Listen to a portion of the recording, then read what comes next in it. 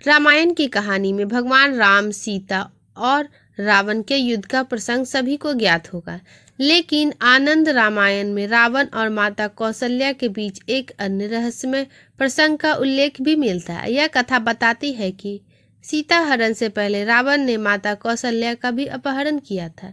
इस प्रसंग के अनुसार रावण ने अपनी मृत्यु को टालने के प्रयास में यह कुचेष्टा की थी। आइए जानते हैं इस अद्भुत कथा के विस्तार के बारे में।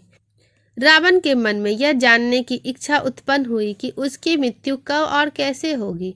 उसे विश्वास था कि यदि वह पहले से जान सके तो वह अपनी मृत्यु पर विजय प्राप्त कर अमर हो सकता है। इस आशा के साथ रावण ब्रह्मा जी के पास पहुंचे और उनसे अपनी मृत्यु का रहस्य जानने की प्रार्थना की। ब्रह्मा जी ने मुस्कुराते हुए कहा, हे दशानन, मृत्यु को कोई टाल नहीं सकता। जिसने जन्म लिया है उसे एक न एक दिन मृत्यु का सामना करना ही पड़ेगा। तुम्हारी मृत्यु अयोध्या नरेश दशरथ और माता कौशल्या के पुत्र राम के हाथों होगी। ब्रह्मा जी के इस कथन से रावण भयभीत और बेचैन हो गया। उसने सोचा कि यदि राम का जन्म ही ना हो तो उसे मृत्यु टल जाएगी और वह अमर हो जाएगा। रावण ने अपनी मृत्यु को टालने के लिए एक योजना बनाई। उसने निश्चय किया कि यदि राजा दशरथ और माता कौशल्या का विवाह ना हो सके तो राम का जन्म नहीं होगा।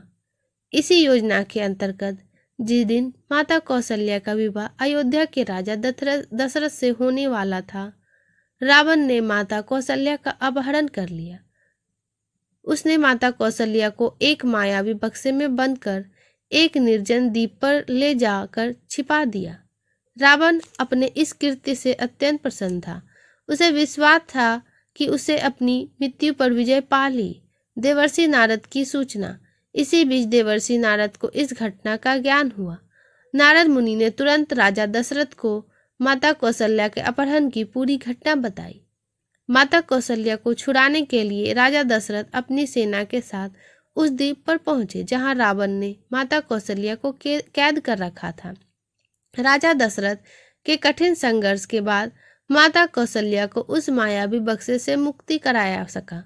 बक्से के अंदर से वे मूर्छित अवस्था में मिली थी।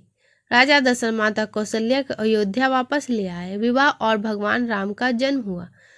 राजा दशरथ ने माता कौशल्या के साथ विवाह संपन्न किया, जिसमें विधि विधान और मंत्रोच्चारण के साथ अग्निदेव को साक्षी मानकर उन्होंने पत्नी रूप में स्वीकार किया। अग्निदेव के आशीर्वाद से भगवान राम का जन्म हुआ। बाद में राम ने अपने पराक्रम से रावण का वध किया, जैसे कि ब्रह्मा जी ने भविष्यवाणी की थी। इस कथा से यह संदेश मिलती है कि मृत्यु का समय निश्चित है और उसे बचने का कोई मार्ग नहीं। रावण जैसे शक्तिशाली और मायावी व्यक्ति ने भी मृत्यु से बचने के लिए कई उपाय किए, लेकिन अंततः वह भगवान राम के हाथों मारा गया।